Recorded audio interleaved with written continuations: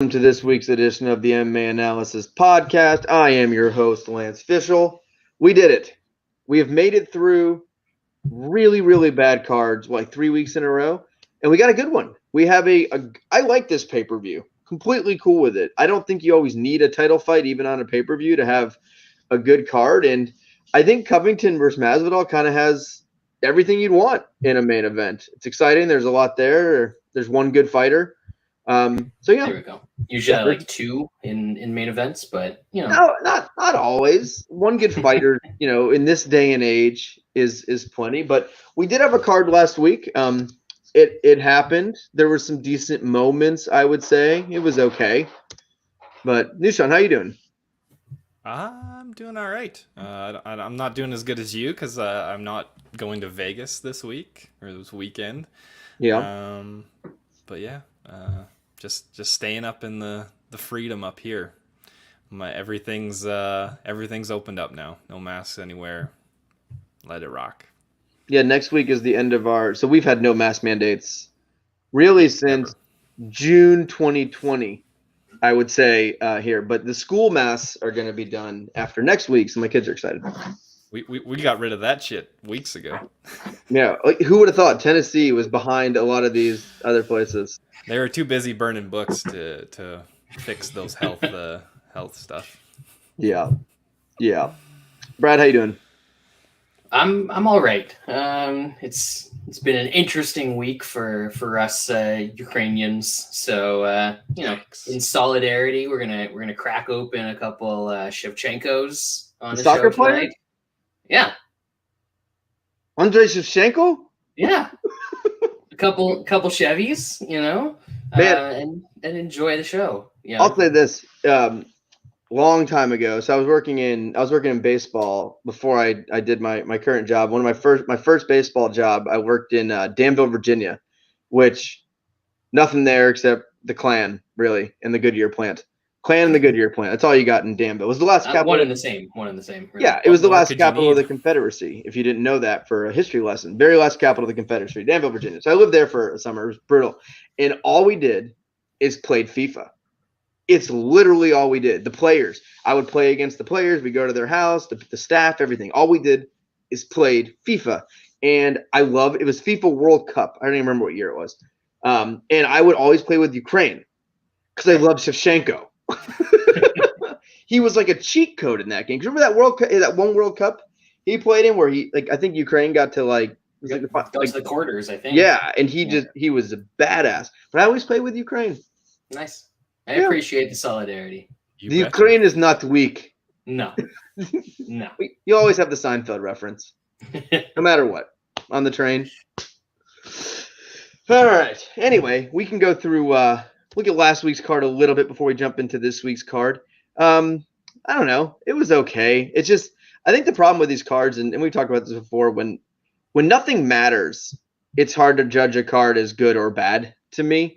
There was some excitement, but it's shit you forget. Even the most exciting finish, the most exciting fight, if it's between nothing that it's two guys that doesn't matter, you kind of forget about it quick. And I feel like that's been the case several weeks where there's just a bunch of fights that they don't matter. They have nothing to do with anything. So anyway, we'll break it down. We'll start in the flyweight division. Carlos Hernandez versus Victor Altamirano. Brad, your boy.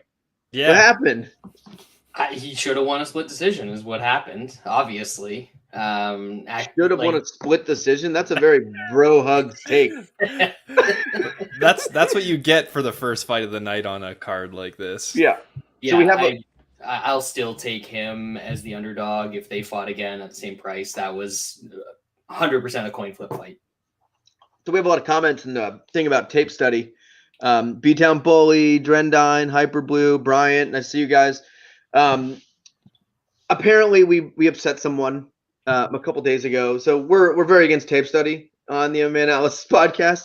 It's very nerdy, and the fact that they call it tape study, like imagine if you were talking to someone who didn't watch MMA, didn't bet MMA or any of that, and they just bet like football and basketball, and a guy's like, dude, we got to take the Browns +6 this week. I just did 15 hours of tape study on the Browns. I watched their plays. I saw the spread. Never in a million years. But in MMA, somehow. So this guy Mike's MMA, which he seems like an okay fella, but he's definitely part of the nerd squad. Yes. We made some jokes on his behalf because he talked about how he needs to keep it to 20 hours of tape study because time management's important in MMA betting. And we may have said some things, nothing rude, I would say. We just made fun of him like we do a lot of people. He blocked me. So he blocked you. He blocked Whip. He didn't block me. The person that actually did the math you did to show him that he's a poor person and he's wasting his time didn't get blocked. Yeah. Well, I sent Brad.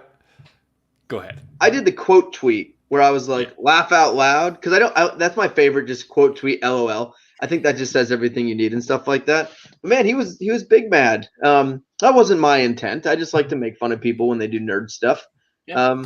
Yeah. There's like 3 people in MMA that are allowed to do tape study. A fighter, and a coach, or if you're actually getting paid to do tape study. Yeah.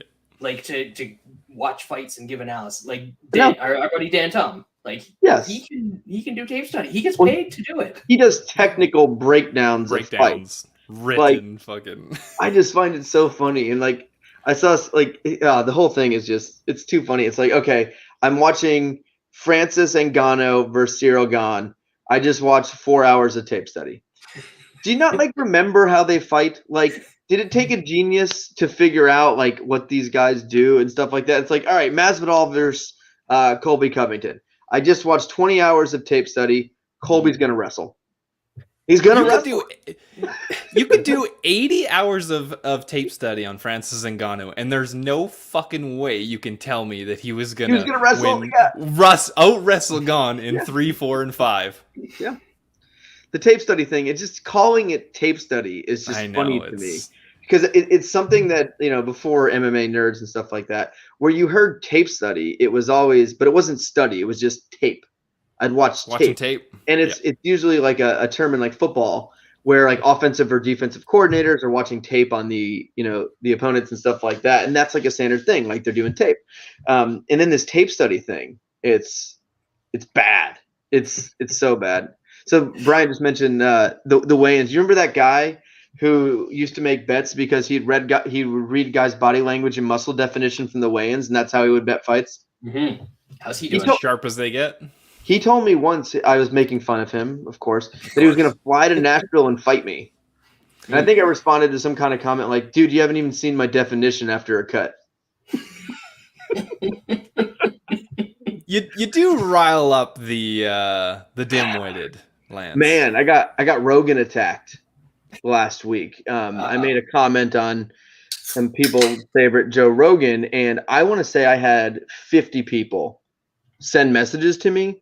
None of them I knew. Just random dudes like, hey, you're disrespecting God. Like it was good. And none of them understood the joke I was making, which made it even more funny because it was a very simple joke.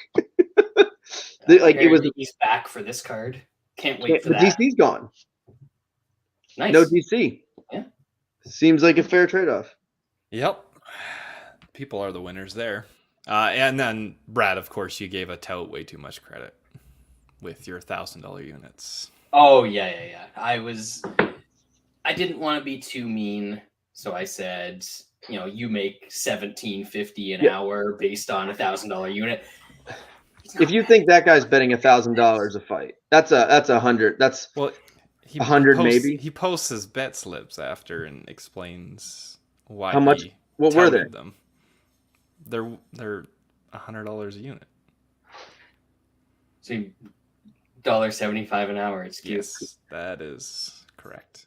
Could you imagine? And that just goes to show you. That's why if you are paying somebody for their picks, they need to be betting at least 4 figures a unit. Because if they aren't, then that's dumb.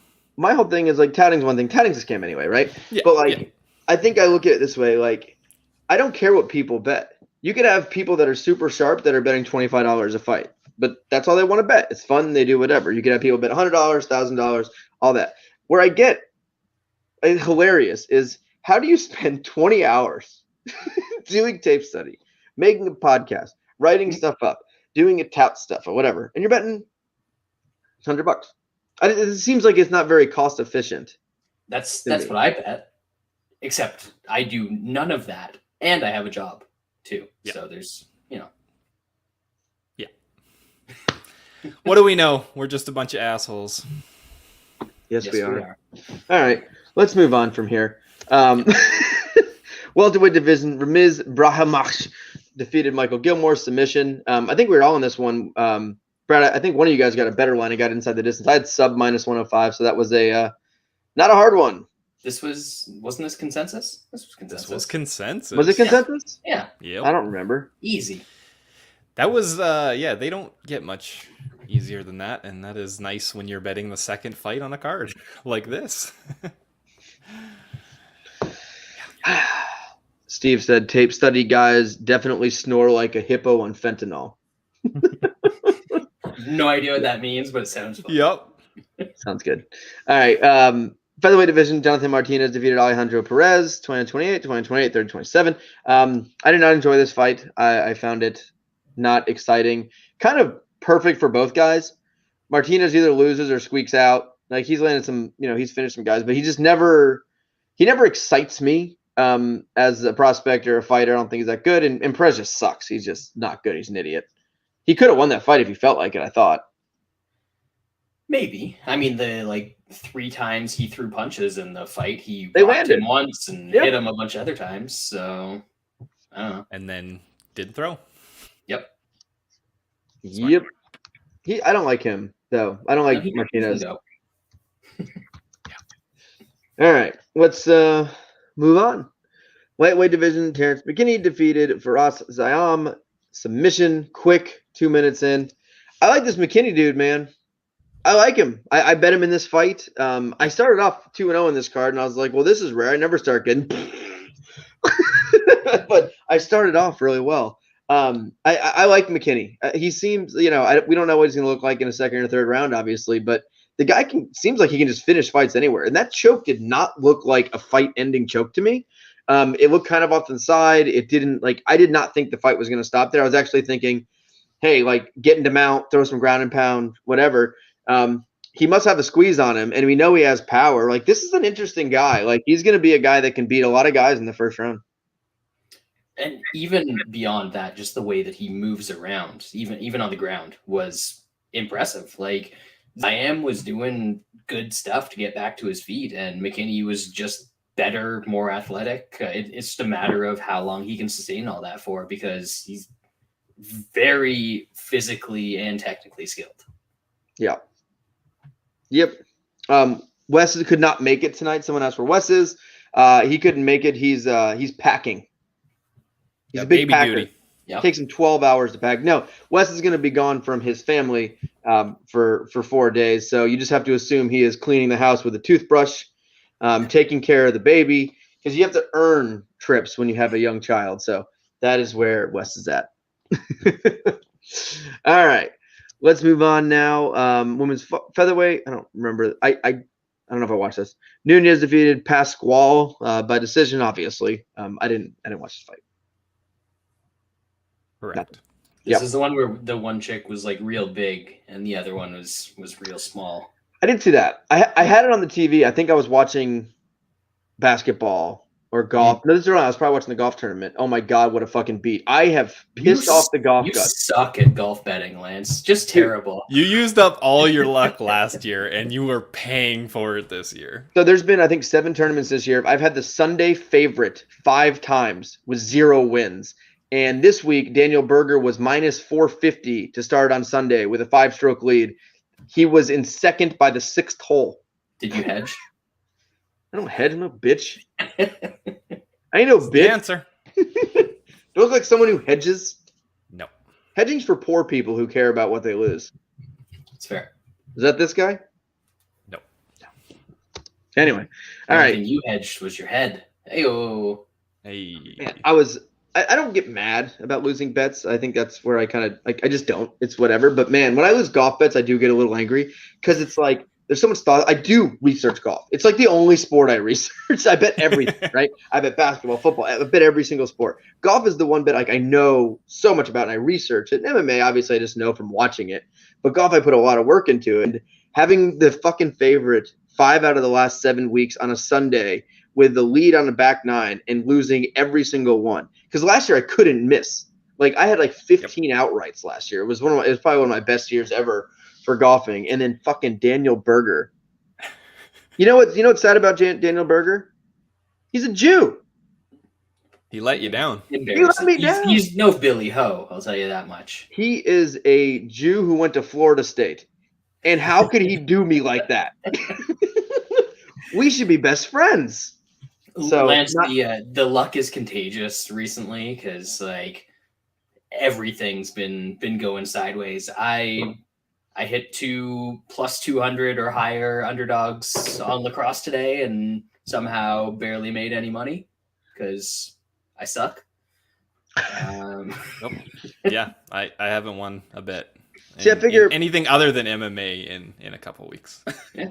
I've been hot on basketball. It's been my best college basketball year, which is weird because I'm horrible at college basketball, but it's been solid. I figured the chokes in golf, the Daniel Berger choke, which was a world-class choke. I mean, that was world-class to blow a 5. He was the best guy in the field with a 5-stroke lead and got 4th. So that was just class by Berger. But I figure I'm going to Vegas on Friday. So it's good to get all that out of the system, get the good juju going. Evan, who I think you guys have met, one of my best friends, he's flying out with me Friday. He got attacked by a dog today and had to go get his like finger fucked with and glued and tetanus shot and all this. And I was like, dude, that's great news. I was like, get out of the way. Only uphill from here. We're about to get hot. Oh, throw them dice. Yes. He was like, also, it wasn't my dice hand, so I think we're okay. Nice. It's funny. It's how we actually think when it comes to betting. All right. Then we had a catchweight fight. Ignacio Bahamundes defeated Rong Zhu by submission. This was a pretty dominating effort. Rong Zhu's just not very good. He doesn't seem like he cares very much. I saw some people bet him in this fight. I wasn't going to lay that big juice on Bahamundes, but I almost did him and Martinez in a parlay just because I both thought they were likely winners, but couldn't pull the trigger. But Zhu's horrible. I don't think Bahamundes is as good as everyone thinks he is. I think he's very okay. He's young. He might get better, but that defense is always like he gets hit way too much. Like he's got good offense, he just gets hit way too much. Yeah. Now these lower level guys, you can get away with it. I made a horrible bet on the wrong one, but. Oh, you bet him? What were you thinking? Yeah, I got a dumb number, and I was like, I want to fade Bahamundes, but these lower level guys can't really take advantage of his shitty strike defense. Yeah, I think everything Zhu did in that fight was wrong. Yeah, you see what I did there. I mean, we saw it coming. That was a good one. I have to do it every time he fights. Bahamundes is like, if you're willing to give him the distance, he's dangerous. But against guys that aren't willing to do that, I think he's going to he got beat up by a little Smurf John McDessie. So yeah. He's okay. He's not good. All right. Middleweight division, Armin Petrosian defeated Hobokop. Split decision. I had Hobo inside the distance here. That was a loss. I did not love that decision. No. I think when I look at damage, and it's hard when you – I don't know. I thought Hobokop edged him there. I wasn't going to cry robbery or anything on this fight, which is like another fight we're going to talk about in a minute. But I thought Hobokop did more. I thought he was the more damaging fighter. I thought he had the way bigger strikes. Maybe random other dude was a little more active, but Hobokop was the one that was doing the damage. He was landing the bigger shots versus some leg kicks and stuff like that. I didn't love that decision against our boy, but at the same time, no reason he shouldn't get that finish. No. Hobokop, no reason. You thought he was going to be smart and take him down instantly sub, and what did he do? He did not do that. He even had success in the fight when he did do that, but he just, I don't know, he's but he had success in the fight when he didn't do that either. That's fair, but the problem is when guys fall in love with that, when he should take the path of least resistance, but maybe he's just worried about gas, and if he doesn't get it done, he had him, man. One of the judges gave the third round to Petrosian. It's impossible. Not Yikes. impossible.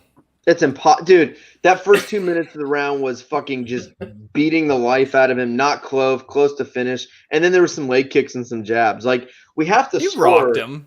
He rocked him.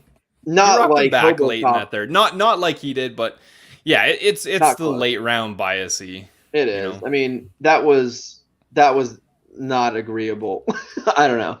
Derek asked us when we got a Twitch. I don't know what that is. But So we got one like 3 weeks ago. Yep. that's the video gamer thing. We're like Yes. gamers. Yeah, we're gamers. We're big gamers now. So do I have to like play games? Yes. You just be you, Lance. We're playing the game that's of all I life. ask for. Right At the now. beginning of I hadn't played video games in like a decade. Maybe probably since before kids. Right around when I got kids, I didn't really play video games that much. I got a PlayStation 4 early on in the pandemic, just out of pure boredom. But all I play is FIFA. So I'm not What's wrong with very. that? Addicted I don't to know. FIFA. It's all I'm. Sports games are the best video games. Yeah, I played I the just played the NBA one show. for a while, but I like FIFA. FIFA's my jam. You don't like the show, Lance? Baseball? I played the show. I had the show. Yeah, I think the show is like it's so repetitive. It is, I mean, but I mean it's that's baseball. So it's baseball. What do you mean? I am. I mean, it's not going to be repetitive this year because there ain't going to be no baseball. Yep. Yeah. Fucking idiots. Oh, is Derek trying to get God on FIFA? I don't Yep. lose. I was the Danville champion. There was a lot of guys that made it to the league on that team To the too. show.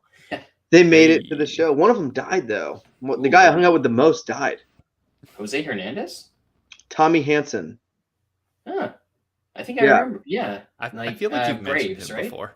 Yeah, I worked. It was the Braves It was for rookie the ball Braves. team. Yeah. Yeah, so Tommy was the dude. He was only 20, so he used to always drive when we go get hammered. Tommy was a good dude. And then Chris Medlin, who you guys probably remember, him and Tommy were like best buds. And Medlin and me always, he was good at FIFA. And then Tyler Flowers on that team. You've probably heard of him. A lot of guys. It was a solid team. Chris was the dude. But yeah, Tommy dying sucked. So does suck. Sorry to transition so Sorry. abruptly away from pouring one out for the homies. But in our lifetimes now, hockey has had 2 lockouts, baseball has had 2 lockouts, and it's no wonder that those are the 2 least popular North Mhm. American sports.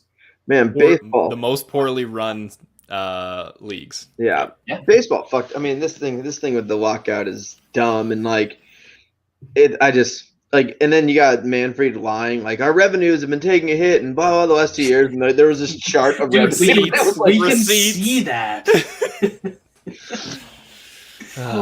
Good stuff. it was bad. Yep. But yeah, that Danville team was fun. That was not to age me. That was 2006. Is when that was. 16 years ago. That was that was a long time ago because I worked and after there I worked for the Rays single A team and then I worked for the Rays double A team were the 3 teams that I worked for. Wait, so for the Rays minor league teams, is it just like Rays and then Rays and then Rays as you get up through the more A's? They just add an A every time? We were the Montgomery Biscuits. Oh, that's perfect for a Tampa Bay. One great thing about minor league baseball is it has They don't give a fuck. absolutely incredible. We team were names. so when the owners made it, they tried to make an original name because it's all about merchandise sales. We were the #1 merchandise sales minor league team in the country because everyone's like the fucking logo was a biscuit with a butter tongue and eyes. So like people would just like I'd be in California, I'd see a fucking Biscuits hat because I thought it was hilarious. So well, the thing with minor league teams is that like they're not always aligned with one team. Like there's contracts like anything else. So the Montgomery Biscuits could be the Rays AA team, and then 3 years later they could be the Mets AA team. Well, So what like was there's the, not forever. Back in the day, it was like that Portland team was like some independent team that some rich guy was just like, I want to make a minor league baseball team. That's great. They did a whole documentary about it. Nice. Well, I almost ended up working for the team Bill Murray owned, and I ended up going to Montgomery instead because it was a better offer. It was Charleston River Dogs. Awesome. Classic. So let's. Someone asked about a Discord. I You're talking to the wrong guy. I don't know. Is that like a porn site? Is that a newspaper? It's What like is Discord? It's like a chat thing, I think. It's like a group chat kind of thing. There's chat right here. I use Microsoft Teams. Is that what you're something like that? You can message us on Twitter. There you go. That's the best place to be. All right, let's now move on. Lightweight division, Armin Tsarukyan defeated Joe Alvarez knockout. This is a fucking beating. I was way off on this. Sean, I know you had Tsarukyan here. That one elbow was fucking life-changing. I mean, Alvarez looked okay surviving. And then the ground and pound, he just like flipped the switch and was like, I'm going to break your fucking face. I was thoroughly impressed with Tsarukyan because I do not think Joe Alvarez is a bum. And to me, this doesn't really drop the stock of a Joe Alvarez. I think it just he's fucking good. Like he's really good. I miss good ground and pound. Like I feel like that's kind of gone away a bit. And when guys are good at it, especially like just from guard, just smashing dudes, like it's fun to watch. Tsarukyan's good. Tsarukyan is what people think MacNCheese is. They're He's like, more oh, vicious. MacNCheese is this future champ. Like he's 30. He hasn't beaten anybody good. Tsarukyan is what, 24, 25? Yeah, he's 25. He's much younger. He's actually better physically. I think that he is more likely to be a future champ than MacNCheese. Yeah, and everyone will talk about that first fight, but that you got to throw that thing out. It was short notice and his UFC debut. Yeah, I don't think you'll win that. Tsarukyan's good. None of these. Everyone keeps acting like MacNCheese is champ. I'm trying to think of an easier matchup for Dubronx in the top 10. I haven't found it, but I'll sleep on it and see if I can figure out if there's an easier matchup than a guy that's going to dive right into Dubronx guard and play in there for a while. But anyway, all right, let's move on here. Women's flyweight division in the placement of this fight. That was weird. Priscilla Cachoeira versus Yi Jeong Kim. Everyone cried about this decision. I don't know if it was good or bad because who cares? The third round I thought was fun. The one chick just seemed like she was trying harder, so she got the decision. It's a good metric, honestly. She tried harder. In the first and third round, she tried harder. But people were saying like who had more fun? The third.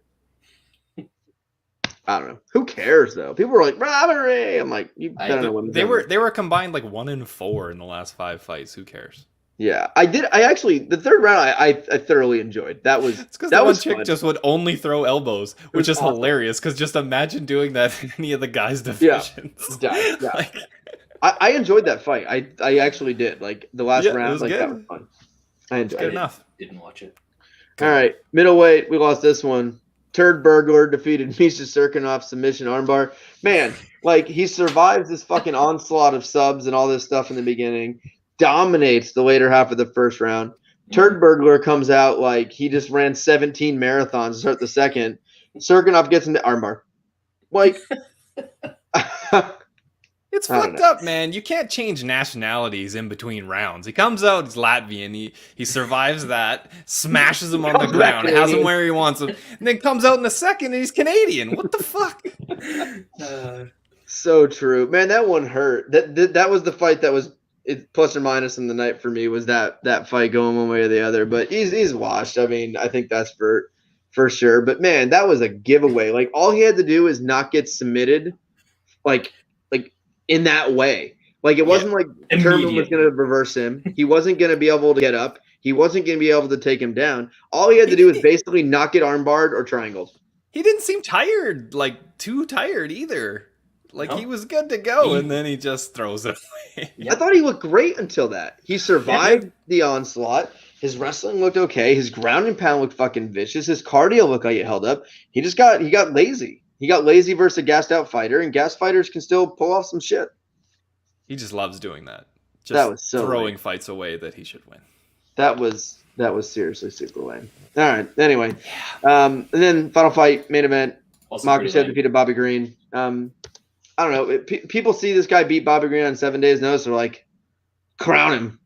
This is the man. I think more important than this fight was the hilarity of what ensued the last couple days, where Makhachev calling out RDA, fight me, I'll fight right now, don't be scared, and they're talking back and forth and blah blah blah, and then RDA versus Moicano is announced, and then and then RDA says Makhachev backed out. Makhachev, no, fuck you, you did, and Dana White was like, yeah, Makhachev just turned down the fight, so now he's got to fight Dariush, and he's not getting a title shot. And it's funny. It's not like they're like, why do you punish him for that? Because he fucking lied. Because he's all over Twitter. He's doing this shit, which could be Ali. I don't know. And all this shit. And then you just turn the fight down. You look like a moron. Like, you got fans excited to see you fight, and then you didn't sign to fight. Like, you should have just not said anything. Yes. It's amazing that the Russians have this, like, advanced, sophisticated cyber warfare. But all these stupid idiot Russian fighters just give their phone to idiot Ali to say whatever the hell he's going to say. And he lost his title shot. Yeah, it's awesome. If he just says nothing, he probably gets... Maybe. I don't know. I think a lot of stuff kind of came together, and I hate to say it, and like I hope it still doesn't happen, or maybe I do. I don't know. It just really seems like Dubronx is fighting Conor McGregor after he puts Gaethje 6 feet under. Yep. It really seems like it, doesn't it? Yep. Conor's tweeting, I got Dubronx is going to do it. He's going to ask for that. He's not going to ask for fucking mac and cheese. Dude, he's going to touch gloves with Conor, and then 15 seconds later, Conor's going to be tapping out. Like, that's the only fight that might be easier than Makhachev. That's a nice payday for some short work. Well, you think about it this way for someone like Dubronx. He's already beaten half the division of the good guys. He beats Justin Gaethje. He beats Conor. And then he gets Makhachev, beats him. He is undoubtedly the greatest lightweight who ever lived, and there's not even an argument at that point. Yeah. He would have beat everyone in the top 10. I mean, our man. So proud of him. We were going to get plus 350 or whatever on Dubronx against MacNCheese. If we bet it now, I don't know what the odds are or line limits and stuff like that now, but like that was if Dubronx comes out and fucking tosses Gaethje on his head and chokes him out, that line's moving, which I expect to happen. It finally got bet. It got up to 345. That's insane. That's the worst line. Who was the person that saw MacNCheese at minus 300 and was like, I need to hammer that now? I need to put the $50 max on this and then ride it out for 8 months. I'm pretty sure it's bet online. They usually have maxes. No, but I'm saying, like, who was the person that did that and thought it was a good idea? There's people out there, man. They love this guy. I don't get it. But that means we're gonna get a tremendous number on Dariush, and MacNCheese probably wins that fight. But yeah. I'm gonna take plus 400 or whatever it is on Dariush in that fight. Yeah. Yeah. All right, let's move on to UFC 272. We'll start in the light heavyweight division. Michael Oleksiejczuk versus Dustin Jacoby. Nushan? I kind of like Oleksiejczuk to make this a close fight. He's kind of struggled in the past when he gets out grappled. I don't think Jacoby's going to do that. Jacoby's obviously the bigger guy. He has got some takedowns in the past, but he's a striker. And in anytime that Oleksiejczuk's in a striking fight, he's usually doing pretty good. I know he had a couple shitty performances. That modest Bukkake split decision win is a bit shameful, especially considering there wasn't really much grappling in that one. He's got good hands, man. He was a kind of a younger guy, wasn't really putting it together. Maybe he's figured it out. He's 27 now. I like him to get this to check that chin, and he usually puts people away if he can land. So I got a half unit on him just straight at plus 160, and took him by TKO at plus 400 for half a unit. That number seems kind of crazy. I know Jacoby's tough, but 400 is kind of crazy. Brad? And initially, I was thinking the same thing, and I might still end up taking a shot on the old Candyman in this one, just because it seems like this line is going to keep going up. I think people are really overrating Jacoby.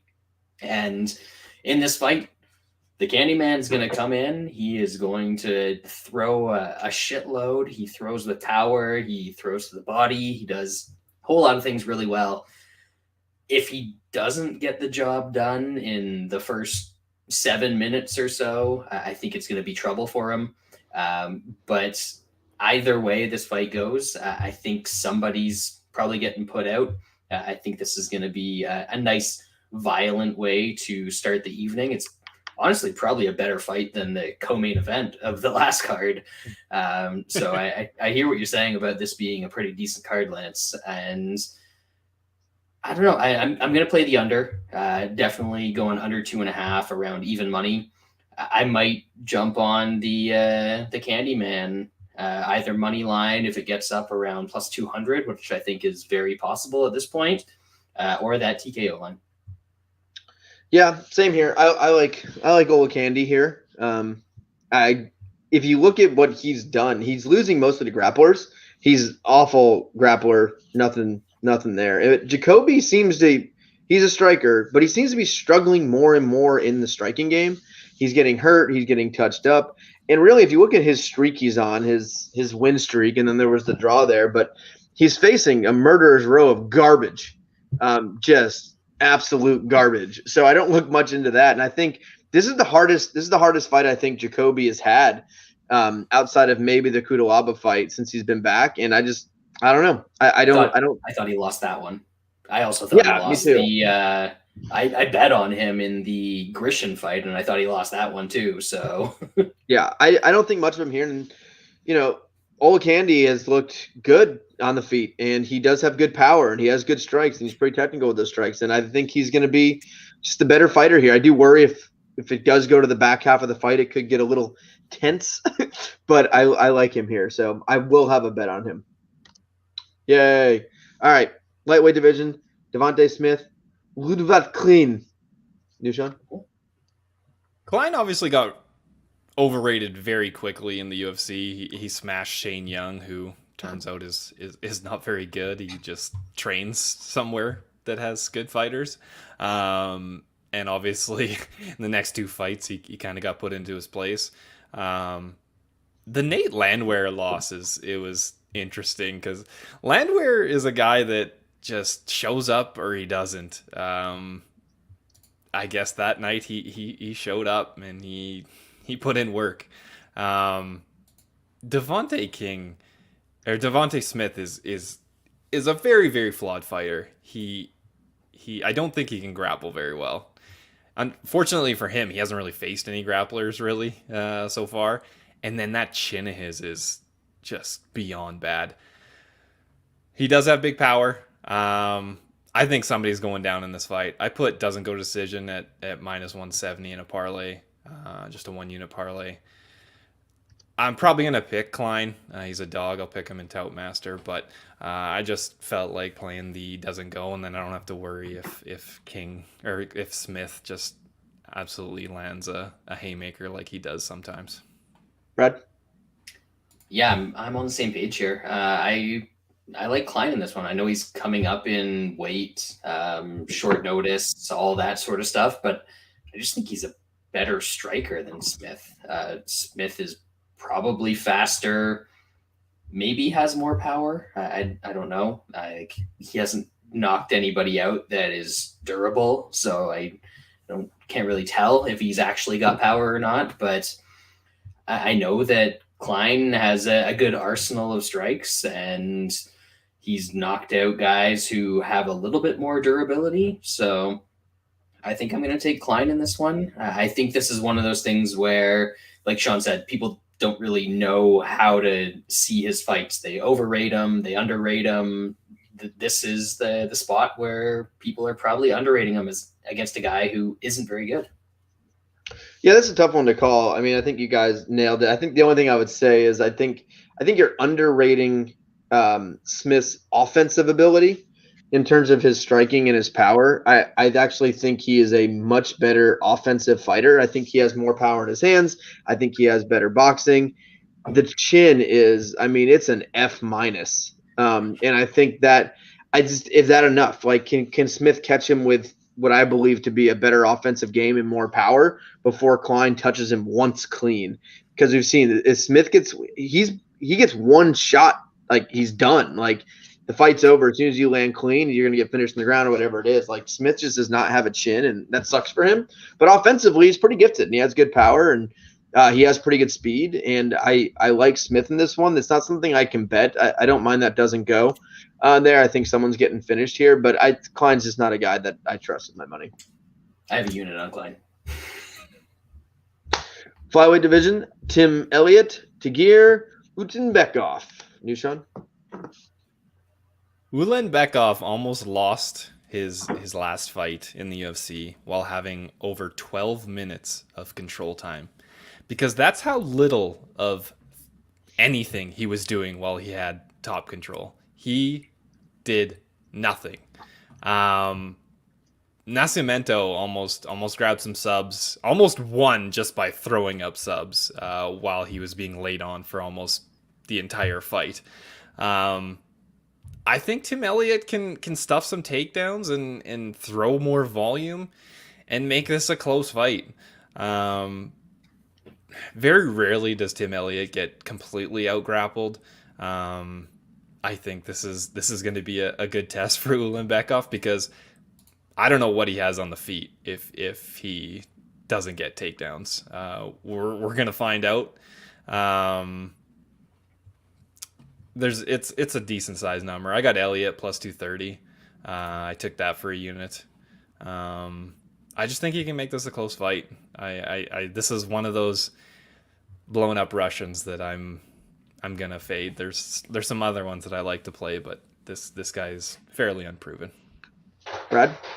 Yeah, all of these Russians are going to be in their feelings this week because they're like gay-hating warlord from Chechnya got killed when they tried to invade Ukraine. So these dudes are weeping into their cereal all week. I don't know what they're going to do when they get into the cage on Saturday. They might just break down and cry. I don't know. But I think in this fight, it's not a good fight for Ulanbekov in the first place. He has won his fights basically by kind of like holding on in that Bruno Silva fight. He got tired in that one, and that dude doesn't have the greatest cardio in the world, and then did nothing on top against the last guy that he faced. So now he's facing a dude who seems to have his cardio in check. We know Tim Elliott can get taken down, but he is going to scramble. He's going to make you work. And eventually, I think that Elliott's pace in the grappling, and if for the limited amount of time that this is on the feet, it is going to pay off. He's just going to have way more volume. He's going to end up winning out in scrambles against this shitty Russian, and he's going to take a decision. So I got some Tim Elliott, not quite the number that Sean got. I think there's still a plus 195 hanging around out there. But I took some decision at plus 435 as well. Yeah, I like Tim Elliott here. I think it's activity and volume, like you guys said. I think Elliott's going to get taken down, but he has good scrambling ability and he has good get up ability. Not like Derek Lewis, not that good. But and then I think the only thing you worry with Tim Elliott is he going to go for too many subs from his back? Is he going to do too much dumb shit because of Tim Elliott? But I think on the feet, I think he's the better striker here. At least volume activity wise, I think he's going to score more points on the feet. And then I think on the ground, I think he is going to tire him out. Tim Elliott's nuts, man. He is going to keep you working every second. It doesn't matter where the position is. And I think Elliott's kind of a lock for the third round if he doesn't get finished. And if he can kind of take over in that second, wear him out a little bit, I think Tim Elliott can definitely get a decision here. I think plus 200 is kind of nuts. Dixon said in the chat, would be a pick if his name was Tom Smith. 100%. It's the Russian blow up, no pun. But I just think this matchup is not that wide. You know, this is a guy who's faced pretty much no one good in his career versus Tim Elliott, who at this point has faced everyone, and he doesn't seem like he's slowing down or or getting old or anything like that. Tim Elliott has looked like Tim Elliott, and I think at plus 200, it's kind of a must bet. Yep. Especially since he's been training with Kraus. It seems like he's kind of got his shit together. Yeah, he looks good. I don't think it's so much like people try and say that Kraus is this great trainer. I think it's more that a bunch of the people that he's training came from Vegas, where they were just on like an Aaron Water show level bender. It's not and good. Now that they're not doing that, suddenly they're fighting better. Interesting. Yeah. All right, let's move on to the last early prelims. Featherweight division: Brian Boom Boom Kelleher versus Umar Nurmagomedov. Nushan, you like a Russian to finish? Is that right? A fight? That is correct. Interesting. That is correct. This is one of the Russians that I think is what he should be. He is very good. Kelleher needs to have kind of an offensive grappling game to have success. Pretty much in every fight he's won, he's out grappled guys. He did get a bit lucky against Hunter Azure, was pretty much losing that fight, and then he got a knockout kind of out of nowhere. I think Nurmagomedov is just gonna absolutely wrestle fuck Kelleher, gas him out, and grab a sub. This is one of the Russians that actually finishes dudes with his jiu-jitsu. I guess the Russians don't call it that, but whatever. I think Nurmagomedov is going to finish this guy. I got him inside the distance at plus 150 per unit. Brad? Yeah, you're not allowed to say the Russians call it whatever, because the Russians are calling this a special military operation. So fuck the Russians. I think the gig is up for the special military. Yeah. We have some breaking news. All of the Russians should be cut. I think we know this. I think we've been ahead of the curve on this particular show. I've been doing it for a decade. Right? Whole decade. Yep. So the sanctions are strong on the MMA analysis. Honestly, I think that they should probably be deducted points to start the fight, especially because they're all a bunch of boring point fighters, even though Sean thinks that this guy is some finishing machine. He had like 7 straight decisions a couple years ago. Yeah. Apparently he's Khabib's cousin, which I don't know if that means that they're married or whatever. If they are, good for them. All power to God, or yeah, inshallah, as they say. I don't care about this fight. I don't care about this Umar guy. He's probably gonna win, but I'm not betting him. I have to bet against a boring Russian versus a tough, stingy vet that's hard to finish, that has finishing ability. I think you see these Russian guys with these padded records who've been facing nobody, and Kelleher's not a guy who's just going to bow down and give up. He's going to bring the fight. He's going to survive. He's going to bring it to him a little bit, and I think this is a good test for Nurmagomedov at this stage. A tough veteran who's, I don't think Kelleher is overly skilled, but he's overly tough. And I think we'll see if that's enough here. I think it's almost plus 500 now on the money line. It's plus 800 inside the distance. So the line's kind of out of whack a little bit here. So I'm probably going to take a stab on Boom Boom here. Nothing big, just a kind of flyer. And I'm going to be in Vegas watching the fight. So I got to have action just all over the place. On every fight. Yeah, like got to. No choice. So yeah, I'll have a little tiny play here on Boom Boom. All right, let's move up to women's flyweight division. Yay. Marna Moroz, Maria Agapova. Yay. Nushan, you got 5 seconds.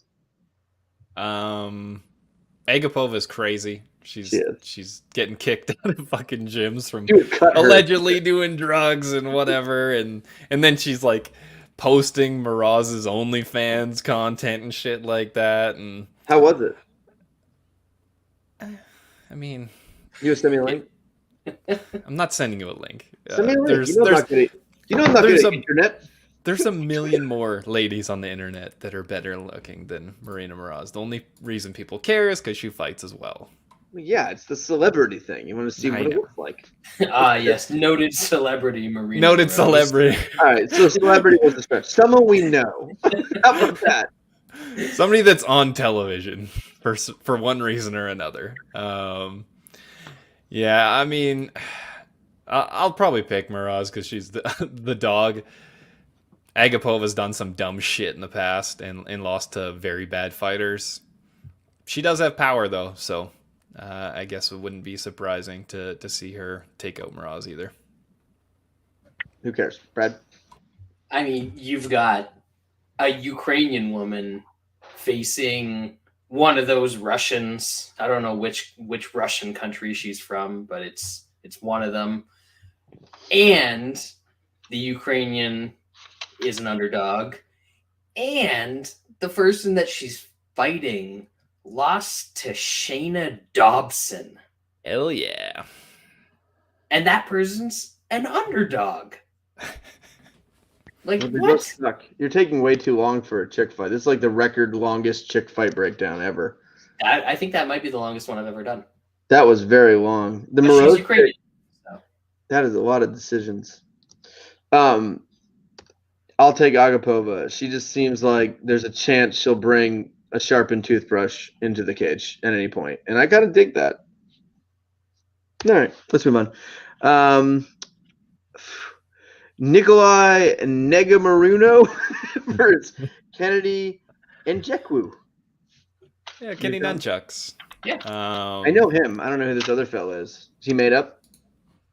No, I mean, it was weird. He had one UFC fight and then, of course, took almost 2.5 years off, and then I thought you were going to say steroids. I mean, would anybody be shocked if he had tested positive and was gone for 2 years? That guess wouldn't surprise anybody. I don't really care about this fight.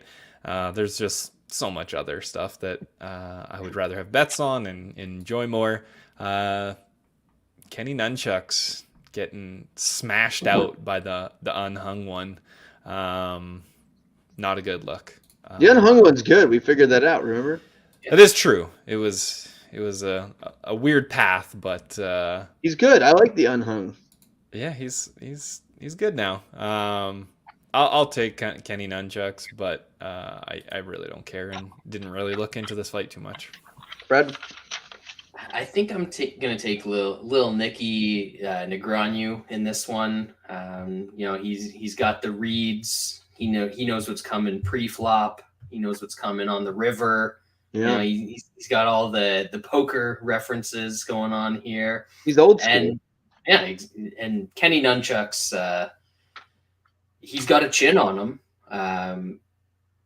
He doesn't have cardio, doesn't really have striking, doesn't have wrestling. He doesn't have a lot. It's the last couple fights that he's won have been because guys have gassed horribly against him. So if Negumereanu can keep any sort of pace and wrestle a little bit, I think he's got this one. So seems like another dog in the old Tout Master. I dropped out of the top 20 after the last defense, so I got to double down, and it's basically all dogs on this one, baby. Yeah, I don't like either guy, so like is a stretch here. I like Kenny Nunchucks here. I think he can be a little more active and kind of get in his face. So I'll pick him. This is not a fight I'm going to bet. We had some comments in here. MMA KO wants to know if Jay is ever going to make an appearance. Jay's in Florida, man. You can't take someone out of Florida. It's over. Dixon said Kenny fights like he has the smallest hog for a 6'5" African. This is correct. That's fair. Yeah. Free Jay. We didn't lock him up. He made up a bunch of stories about ice cubes and refrigerators and his wife, and I don't know what happened. Well, I thought I heard a rumor about Tyler Hero and his wife, but No. maybe not. It was like that scene. What was that movie? Was it Waiting? Yeah. Where at the end they're like, and especially you. He was like, what the fuck did I do? That was me in this situation. I don't know. Like, and then you were talking about my wife, and then mentioning this and this, and I'm thinking like, I remember those original messages. I was like, hey, that sounds like a bunch of shit that I said. Yeah, it was like you said something and Wes said something and Sean said something and I just didn't like. I might have said like, well, like I think I said okay or laughed or whatever. And then like, yeah, I think it was the Ice Cube thing that really got him. Everything else he was fine with, but you mentioned the ice cubes, and that was the clincher. Too much. That's too far, Lance. Wes was talking about Tyler Hero plowing his wife, and he got mad that I said, "Why are those ice cubes so loud?" I have nothing against Jay. I like Jay. Jay's someone I've met in person several times. I've hung out with Jay. I really like Jay. I don't know what the fuck happened. It was a weird time. Florida changes people, man. Yeah. Florida changes people. We love Jay. Yeah. I mean, I don't need to see his Wordle scores every day. That's a lot of Come on now. People do that. People are big on the showing the world scores. All right, let's move on. Women's strawweight division: Marina Rodriguez versus Yan. Who cares? People were complaining this wasn't on the main card. I found that offensive. New Sean?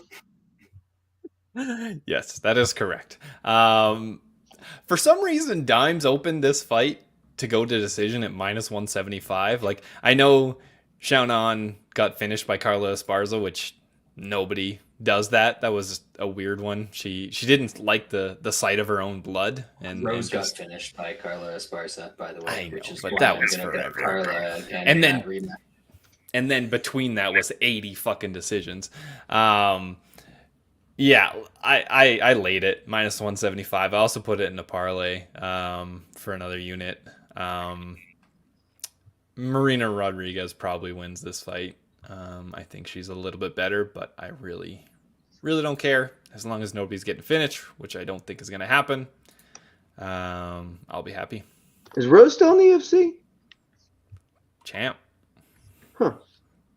Does she have to fight or anything? She's fighting the Cookie Monster. When? At some point. I don't even know. I don't She think hasn't fought in like 6 months. Is she hurt? Is she dead? Does she have PTSD?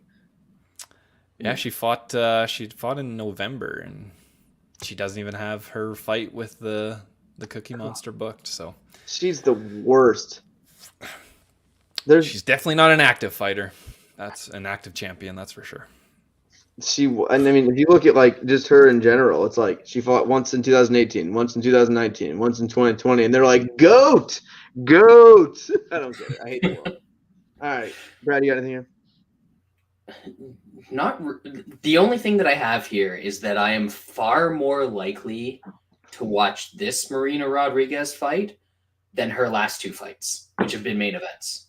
I don't know what, because like there's going to be other fights on after this one that I've got some interest in watching. Whereas those ones, there was nothing after them, so I just kind of like walked away while the fight was on. And I think she beat Mackenzie Dern because Mackenzie Dern can't wrestle. I don't think this Chinese chick can wrestle, so she's probably going to beat her too.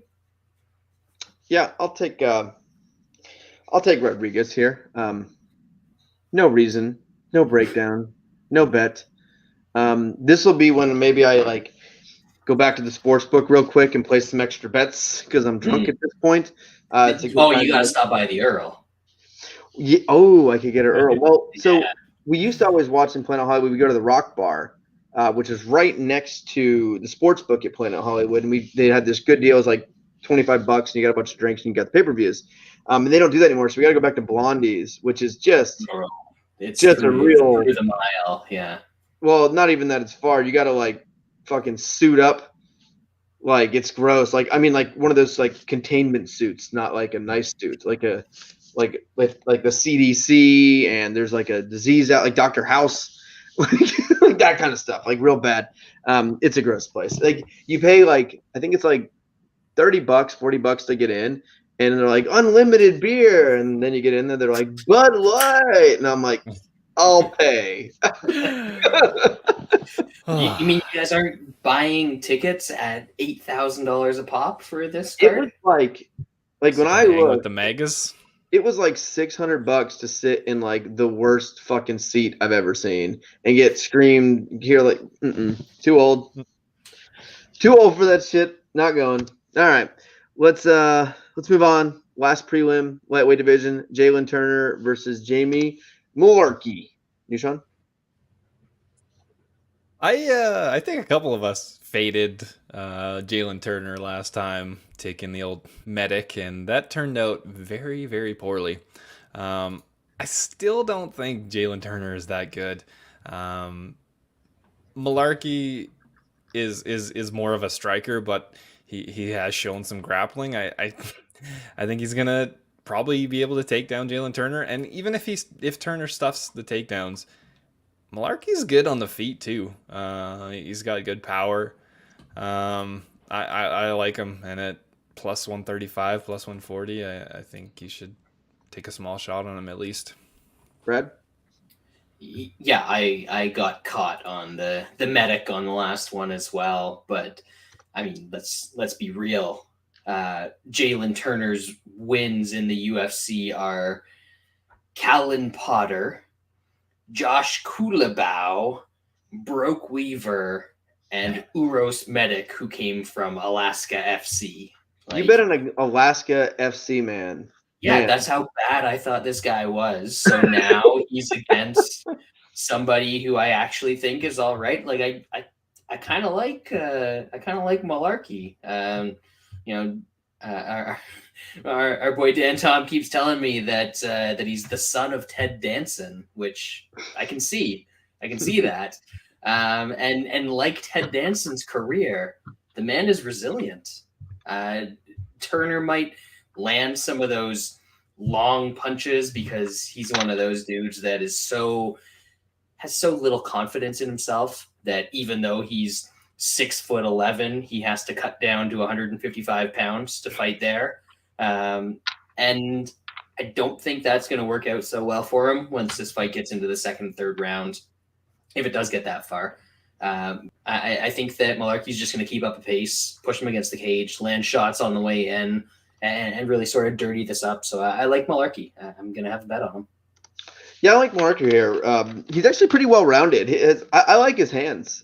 He's got pretty crisp boxing for a guy that was more of a jiu-jitsu guy early on. I think on the feet, I think he can hang. We'll have to see how he deals with the reach disadvantages, the height and everything like that. Sometimes that guy really throws guys off. But Turner's not great on the feet. He throws really wide shots. He's very sloppy. Not that great. And I think on the ground, if it's Mullarkey on top, I think Mullarkey is a much better grappler overall. I do think the most common way Mullarkey loses here, I do think he could get, like, Turner's long and rangy, and he has some good subs. And the guy's back's pretty good. Yeah, like if he gets in a position, he can finish his chokes with his long, skinny, bony arms and all that stuff. But Mullarkey's not the greatest wrestler. I think that's probably his weakness if I had to pick a weakness for him. But Turner's not a very good wrestler at all. I think on the feet, Mullarkey has an edge. And I think if it does get on the ground, I think Mullarkey can either stay alive if he's on bottom, which I don't think will very, very much happen. But I think Mullarkey can get on top, possibly get a sub here, possibly get a knockout here. But Mullarkey's someone he's an interesting kind of prospect. I like him a good bit. He's shocked me his last couple of fights just with his hands, hand speed, power, technique. He looks really good. So that'll be the consensus bet of the week. Jamie Mullarkey plus 135. Yeah, 40. Under 2.5 at dimes is minus 155. That's a lot of juice. Sometimes you got to eat it. All right, let's move to the main card, heavyweight division. Sergey Spivak versus Greg Hardy. Everyone complaining that my boy Greg Hardy's in the main card. You're talking about him. No one knows who Marina Rodriguez is or Dan. I don't even know her fucking last name. So recognize this is a fucking money-making business. Greg, no one's going to pay to watch Marina Rodriguez. People will possibly pay more to watch Greg Hardy. He's still Greg Hardy. The same people complaining that Greg Hardy is on the main card. Feeling it. No, they're also the ones being like, it doesn't matter that Colby and George is in a title fight. Those guys have so much heat and people care about them. Greg Hardy's gonna miss weight on Friday. I truly believe that. He's a supposedly pro, he was like man. over 300 pounds. He said he's walking around like 290. This dude is not gonna cut 25 pounds in a couple days. Pro, that Greg Hardy. He's just a He- pro. He almost missed last time. I remember. Well, he didn't almost miss, but he came in a little heavy and had to cut another half a pound or something like that. So we might see the second ever missed weight at heavyweight. Who was the first one? Tuivasa.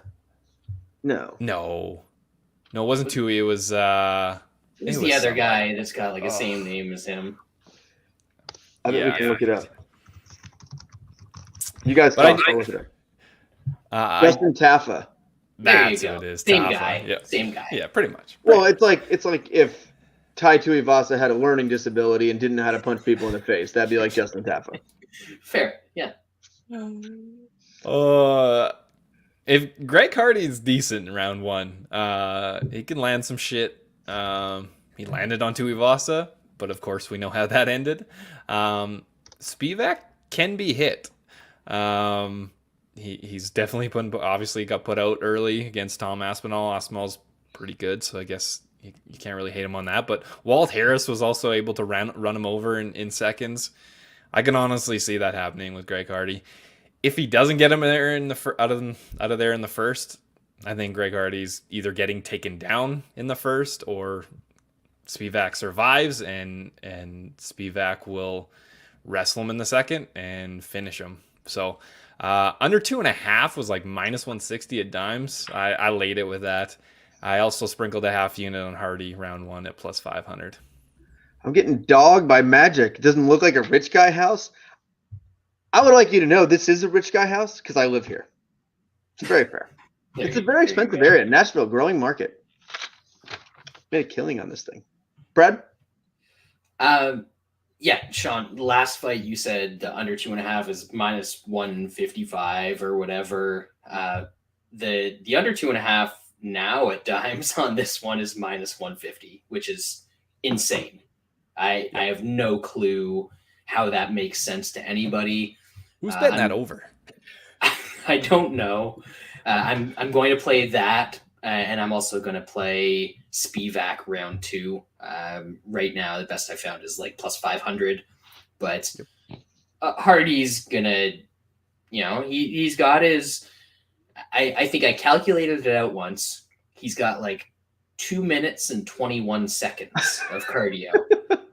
Because that's the span of the average football play is like 7 seconds. And then you got the 40-second play clock. So it comes out to 2 minutes and 21 seconds. After that, fucking dead. That's all he's got. And Spivak will get on top of him. And when anybody gets on top of Greg Hardy, he is finished. Quit. Yeah. So there's a possibility that I lose this because it could be late round 1 that Spivak gets on top of him. But more likely, I'll take the plus 500 round 2. Yeah. Greg Hardy, I think I couldn't tell if he's worse or better than we thought. Like when you first look at his career, I think when he first came in, you're like, oh, this athlete, he can do good things, all this. He won some fights in the UFC and then he lost to more skilled guys. I kind of think Greg Hardy has been exactly what we really should have thought he had been, a big athlete who can get quick finishes because he hits hard and he's big and then has no idea what he's doing on the ground. I think in the heavyweight division, there's guys that would never try to take him down. And he's been matched up with some guys that were probably just not good matchups for him. But Greg Hardy's going to come out and he's going to throw fucking bombs for 1.5 minutes. If he doesn't land, he's going to get taken down and then he's going to quit. He is a big time quitter. That guy has no interest in a man being on top of him and getting hit in the face. Now, if he's on top of, like, say, a 16-year-old girl screaming for her life, Greg Hardy's about that. But he doesn't want this reverse situation. So I don't think Spivak's good at all. But he is a guy that he is going to clinch. He is going to grab you. He's going to try to drag you down. And once you get Hardy down, it's just ball game. And I don't hate the Hardy first round bet, honestly. Just with the line the way it is, because I do think it is possible Hardy lands something early, but I think Spivak gets this fight to the ground and gets him finished. I don't know if it lasts till round 2. I think Hardy quits so instantly. Like, he'll eat 1 or 2 hammer fists and be like, like, I know I'm not going to win. What is the point of getting hit in the face? That's enough of that. Yeah. So I'll take Spivak here. I don't know if I'm going to bet anything in this fight. I still got to figure it out. I might take something in round 1, but I still got to look at this. So at this point, I'll take Spivak, but probably no bet on this fight. All right, let's now move on to the welterweight division as we have Kevin Holland taking on Cowboy Oliveira. Nushan? Is this the one that puts Cowboy in the unemployment line and a bunch of families? Those poor kids. Those poor kids. I know it's going to be a bad night. Think of all the motivation he's got for this fight. 3-fight losing streak. 74 kids to feed. I mean, Holland's it might give him enough strength not to quit, Brad. I don't know if it's going to give him enough strength to win. I don't think so. Kevin Holland's good as long as he's not getting just smothered. Could Cowboy smother him? He's going down in weight. I would hope that his takedown defense is a little bit better at 170. Cowboy is not an amazing takedown artist. I think if Holland can keep it simple, I think he can stuff the takedowns, and then on the feet, he's just the much better fighter. I don't know if he gets a finish. Like I said, all that childhood or child strength that's going to be flowing through Cowboy might get him to stay in there for 15, but I like Holland to win. I bet him for a unit in a parlay. Brad, you're gonna waste one last time blow of money on Cowboy? Absolutely, I am. There it is. Absolutely, there is no question. Kevin Holland, he got to the point where he was fighting top level competition, not because he's good, not because he beat good fighters, but because he was one of the only people willing to take a fight in 2020. It was the pandemic, baby. We make the everyone wants to fight joke a lot, but this man advanced his career so much because he actually wanted to fight in 2020. That's why he is where he is. And then he found out that he couldn't wrestle. And instead of learning how to wrestle and continuing to fight at middleweight, which is probably the weight class for him, he's like, no. I'm going to run away and I'm going to kill myself to get to welterweight, where he's still not going to be the stronger guy. I don't think he was really killing. Wasn't he walking around like 182? Yeah. But he doesn't know how to cut weight. He's not a wrestler. 12 Cutting 12 pounds. Don't eat for a day. He's going to die to get to 170. And then he's going to grapple with a man that used to run the rodeo down in the favela. I mean, Cowboy is going to throw this dude around. I hope that Holland doesn't get on top at any point in this fight, because Cowboy will 100% quit. I don't think he's on that Sam Alvey contract where he can lose 18 fights in a row and keep getting fights in the UFC. So Cowboy's going to put some effort into this one. I mean, he didn't entirely quit in the Nico Price fight. He only like a little bit quit and just sort of hung out on the bottom in just the last tip round. Of quitting. But exactly, I think that was the last quit that he had left in him. So all the quit's gone, and now he's just going to grapple with Kevin Holland in this one. He's going to toss him around with the rodeo strength, right there, the rodeo strength. And we're going to see a Cowboy decision. So I got some Cowboy plus 270. I got some Cowboy decision. I think that was like plus 510. And Kevin Holland still sucks. He does. His best win is what? The corpse of Jacare? Cowboy. Count? Yeah. It's going to be Cowboy after Saturday. Cowboy would literally be his best win. Dixon said some of Oliveira's kids are actually adults now. We had a lot of hate over here for our boy. Cowboy just wants family health insurance. Cheaper by the dozen 3 will be based on Oliveira. Good one.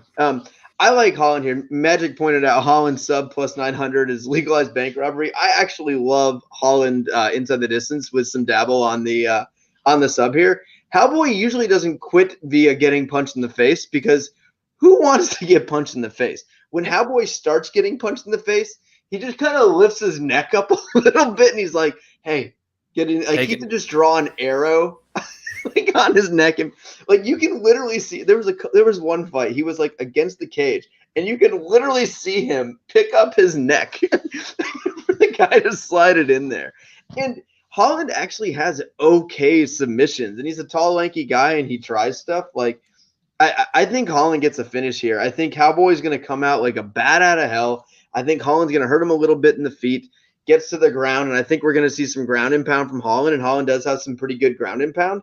And then I think it's going to be the old Cowboy lift the neck up, get choked out. So yeah, I like Holland here a good bit. I think this is the fight he needed. Holland is a marketable guy for the UFC. I do think 170 is the weight class for him. He's fought 170 4 or 5 times in the past, and he's not like this big 185 pounder. He was weighing in like 3 or 4 pounds under the 185 limit. I think right there that tells you he's not a middleweight. So I like Holland here. I like that sub play at plus 900, and I'll probably have that and probably the inside the distance as well. All right, Kevin Holland, such a hater, Brad. Man, just because February's over doesn't mean you can just act like this. that sub play is actually you know what? It's how many? It's 363 days. No. Like 330 something days until Black we History can Month? celebrate Michael Chandler. Michael Chandler is a fucking legend for what he's done and just the adversity he's fought. When's Jew month? I've been waiting for that. Is there a Jew month? Can we get one? Can we buy one? Isn't that like mid to early December? Yeah. Don't you get a couple weeks? I mean, you talking about Hanukkah? Do we really need a Jew month when every week is Munich week? True. Every week Munich week. This is true. And really, Jews are all rich, and that's kind of, life. We're winning. Yeah. All right, let's move up now. Featherweight division. Edson Barboza versus Bryce Mitchell. Sean. I think this is a good test for Mitchell. Hopefully it's hopefully it's not a written test. No. Oh, this fucking guy. Yeah, he's just a special human being. Obviously, Torn Scrotum Conspiracy Hour. That's the name of his new podcast. He's got good ground control, and I know he doesn't look like it, but he gets takedowns and he creates scrambles. I know Barboza has shown a history of fairly good takedown defense or a good get-up game as well. But I mean, Amir Khani still got him down 3 times out of 6 tries in that fight. Now, obviously, when it was on the feet, Barboza was piecing him up. That could happen here. I just think that the wars that Barboza has taken, he's 30, he's 36 now. There's going to become a point where he might just fall apart. I think Bryce Mitchell is going to be able to test that. He's an absolute moron, but his jiu-jitsu game and grappling is very good. I put him in a 1-unit parlay. It's nothing big, but I think we might be sad on Saturday seeing this guy beat Barboza. Brad? So I had to go and look at the nerd metrics because Sean said he got him down 3 times out of 6 tries, and I was just like, that doesn't sound like how that fight went. No. So Amir Khani took him down in the first round. He got 1 takedown in the first round. He had 8 seconds of control. Solid. He took him down in the second round. He had 14 seconds of control in the second round. Yep. So, big improvement, almost 100% better in the second round. And then he took him down in the third round when the fight had already been decided if he wasn't going to get a finish, and he controlled him for half the round. So Barboza has good takedown defense. He has a good get-up game. I am a little bit concerned about Mitchell's ability to just stay attached to people. But I think it's going to be very, very difficult for him to get attached in the first place in this fight. It's, we don't usually talk about the environment that they're fighting in, but bigger cage here.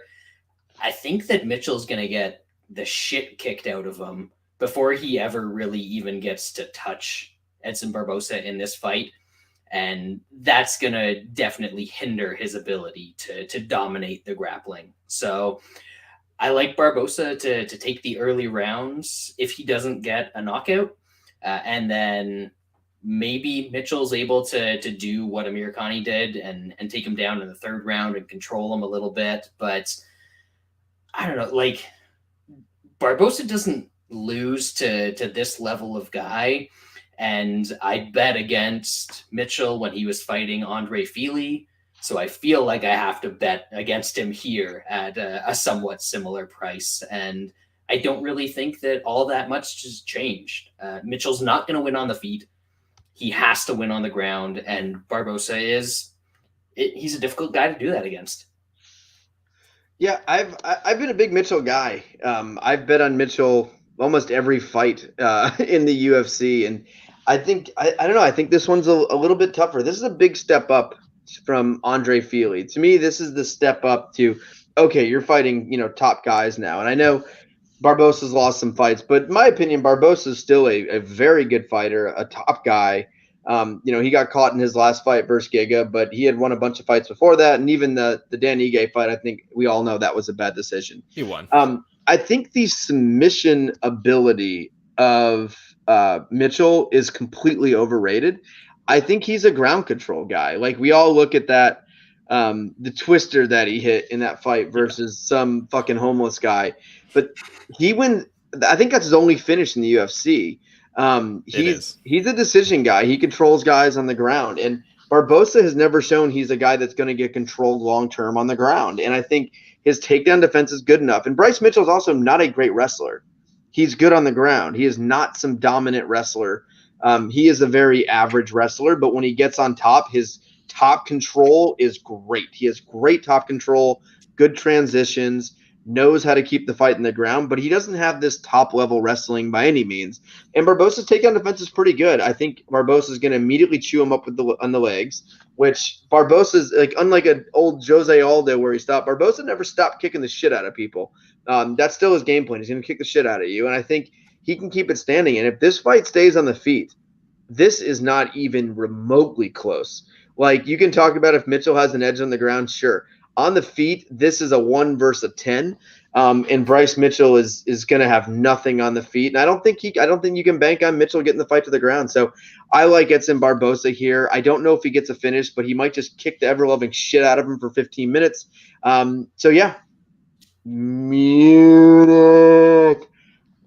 back 188-2 is the Munich record. All underdogs. It's one of the most impressive streaks I've ever seen. This other with Cal Ripken, which.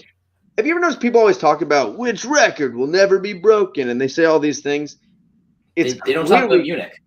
It's Munich, but it's clearly Cal Ripken. That is the one record that will literally never in a million years be broken because baseball players do not play more than 150 games anymore. They never do. None of them do. 0 of them do. They get rest days now because they're smarter. So anytime you hear the argument, that is a record that will literally never be broken in sports.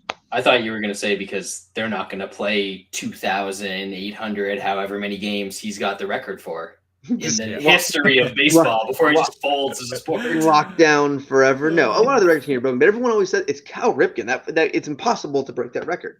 Anyway, we're too soft nowadays. That's why that record can't be broken. Yeah. All right, let's move on now to the co-main event of the evening. Rafael dos Anjos taking on Renato Moicano. MacNCheese, what a pussy. Man, I love how that shit cost him a title shot, though. That's just fabulous. So Conor McGregor can come in and get strangled to death. Just great. All right, Nushan? I hope you guys are right about the last fight. That would bring me joy, even though I would lose money. As for this fight, if it wasn't last minute notice, I would probably take a shot at Moicano. I just have a billion other bets, so I don't want to have a bet on every card or every fight because I have multiples on most of them. I just think RDA is best when he is grappling and having success.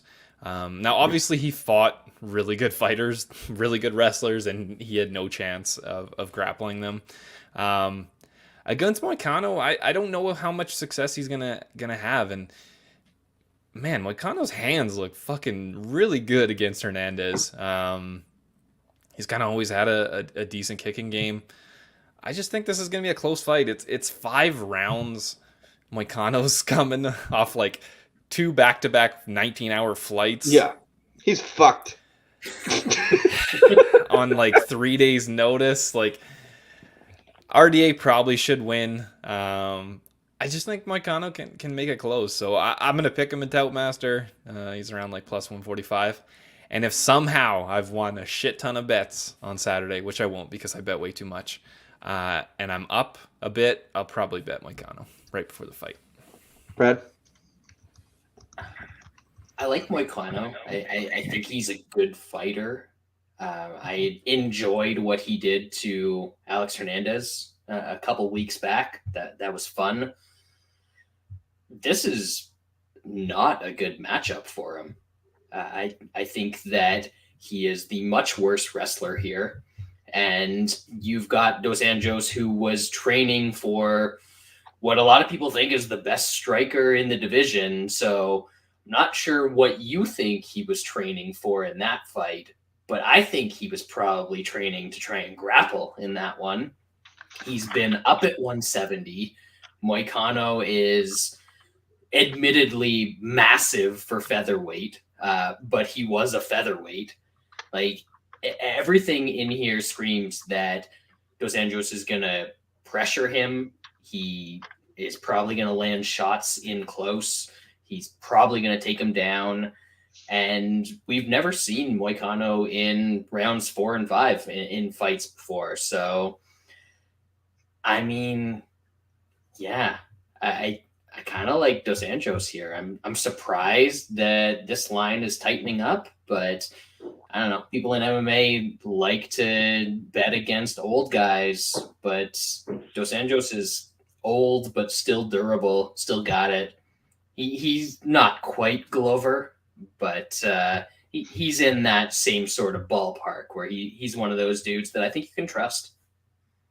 I like old guys. I mean, if you told me Koscheck's fighting Usman tomorrow, I'm betting Koss. I mean, we know. I'm betting Koss. I love the old guys. Big fan. Brad, who's out grappled Moicano? I know he hasn't faced that many of wrestlers, but he has. I don't know if he's faced many. And also, I think usually he has a jiu-jitsu edge in a lot of his fights where someone might not want to grapple with him. Yeah, I think he hasn't tried to out grapple Moicano. Yeah, I think this is a bad spot for Moicano. There's a lot here to unpack. I think it's, if you've taken a 15-hour plus flight, it's not fun doing it twice in a couple weeks and then getting here, cutting a bunch of weight and fighting in the biggest fight in your life against an absolute legend and tough, stylistic fight for you. That's tough. Because I think Moicano always has the jiu-jitsu edge in the fights he has, and once it hits the mat, and I don't think he has that here. I think RDA is the better. I think he's the better jiu-jitsu guy. I think he's the better wrestler here. Good for sure. I think he's going to have the better cardio in this situation with everything else playing. And I think on the feet, RDA is a good enough striker. I think Moicano might have some more power, but he's going to be a little bit wider. And I think RDA, I think he control the striking if he needs to, but I don't think that's going to be his game plan. I think he's going to want to tire him out quick. I think he's going to clinch. I think he's going to grapple. I think he's going to drag him to the ground. And I think this one's going to be just all RDA. RDA has been off for a while.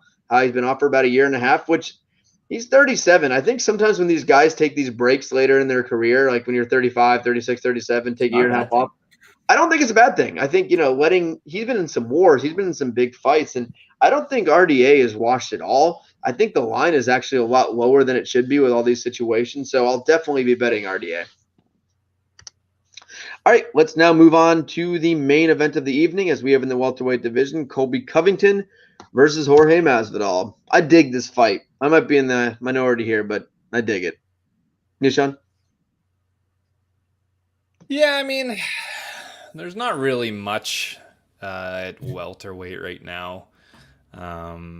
So I guess it's a good matchup. There's a bit of a storyline there. I just have a hard time seeing Masvidal doing much in this fight. Covington, regardless of how much of a shithead he is, he's a very, very good fighter, and a very good fighter who he doesn't overthink things in the cage. He doesn't.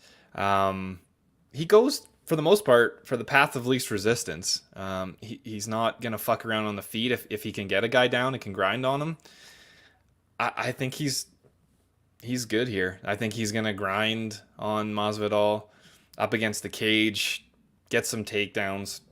I know Masvidal has a good takedown defense and good jiu-jitsu and good get up, but Covington is very good. And even if Masvidal gets up, then Covington's just gonna grind on him some more and take him down. The guy has unbelievable cardio. I just think he's just gonna overwhelm Masvidal. I think he might get a late stoppage in like the 4th or 5th just from exhaustion, and Masvidal just can't really do much. Or he might just get a decision because Colby hasn't really shown much to be a finisher, even with his style of fighting. But I do think he's going to win and win a pretty wide decision if it goes that far. I got Covington in 2 parlays, one with Mitchell, one with Holland, each for a unit. Brad? Lame bread Masvidal is a great barometer for how long somebody has been watching MMA. Because if people have been watching MMA for like less than 5 years, they're like, oh man, this guy's so good. He's got like the greatest KO ever. And he beat Nate Diaz and he's the BMF. It's so impressive. But if you've been watching him for like any sort of span of his career, he's a gatekeeper to the top 10. Like he always loses to good fighters. He's always lost to good fighters. He doesn't have huge power. He's good defensively. He's got good striking defense. Doesn't have great wrestling defense, but he's got a good get-up game. But he just lets guys out-volume him. That's been the story of his career. We always used to, back when I liked Masvidal. You loved him. I used to love Masvidal. And actually, he had the flavor saver and the short hair. Yeah, exactly. Because he was from the streets, like me, like a poor Jewish boy from the suburbs of Toronto. He really went through the hard times, so I could relate to him. But then he made a little bit of money. He started hanging out on boats with Eric Trump. I think I actually like Colby more than I like Masvidal, because at least I can tell that Colby's shit is fake and he doesn't believe a word that he's saying. Masvidal actually thinks that he's like the realness. So it's weird to see people hate Colby for being a Trump MAGA chud. But for some reason they think that Masvidal is likable. But he also sucks at fighting. So there's that. But Colby's very good at fighting. I don't care about like what I feel about him personally. He's an idiot. He does idiot things. He says them for specific reasons, but he's good at fighting, and he is going to look very good at fighting in this fight because Masvidal is the type of guy that if Colby wants to just put a bunch of volume on him for 25 minutes, Masvidal will absolutely let him. I don't know about any of this drama or whatever beef is going on. Apparently they used to train together. They did. And Colby used to ragdoll the shit out of him. And that was when Masvidal was like an established fighter, had already fought for championships in Strikeforce and other promotions. and Colby ragdolled him then when he was just starting MMA. So now that Colby's actually good at MMA and Masvidal is still the exact same guy that he was, it's just now he's too lazy to cut down to lightweight. I think this is easy for Colby. I've got a parlay with Colby and Spivak minus 106, I think. But I think Colby rolls here. Unanimous plus 195 as well for Colby. Yeah, I like Colby. I've been a day one Colby guy. As you know, it's been some rough sledding over the last, I would say, 3-4 years, 2 or 3 years. Personality wise, he's really took it up a notch. I don't. Some of it's annoying, but I don't mind his shtick. He's doing what he has to draw attention to him. You can't. He wouldn't be just like Chael, right? He wouldn't be in these positions with popularity in a non-title fight main event if he didn't have that shtick. I'm cool with it. I like Colby. I really like him in this fight. I think Masvidal sucks. I think Masvidal's always sucked. He had some, he had a good time where he got some lucky things with Askren where he fought aging guys, got some big knockouts. It worked out for him, but I don't think he's overall that good. His power was never that good. He was a decision fighter forever. All he did is he either won close fights or he lost decisions and complained about it. So I like Colby here a good bit. I think he's just better everywhere. I think on the feet, Colby could pick him apart if he wants, but I kind of see this as Colby getting him down, wearing him out, beating him up. And I don't know if Masvidal is going to be there for 25 minutes in a grappling Colby-paced fight. That is not Colby has made everyone tired. Look at Usman in the 5th round and different things. And I think Colby he's too fast, too much pace, and too much wrestling. I actually would not be surprised if Colby gets a late finish in this one in the 4th or 5th round.